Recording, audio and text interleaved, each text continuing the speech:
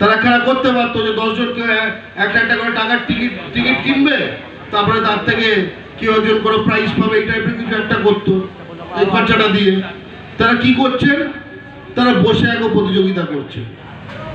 তারা যে আমাদের যে শিশুরা তারা দুনিয়াটা কিভাবে দেখছে সেটার উপর একখানা তাদের নিজেদের সৃজনশীল জায়গাটা সেটাকে বার করে আনার চেষ্টা একখানা করছে।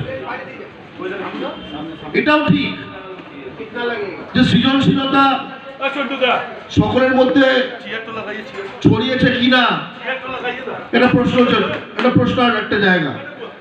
কিন্তু কাউকে পর না করে আপন করে নিয়ে সকলকে এই যে উদ্যোগ, যেটা এলাকার সকল মানুষের জন্য, সকল শিশুর জন্য, সারা বাংলার জন্য, যারা যারা নিজেদের বাংলার মনে করে তাদের সকলের জন্য এই প্রতিযোগিতা।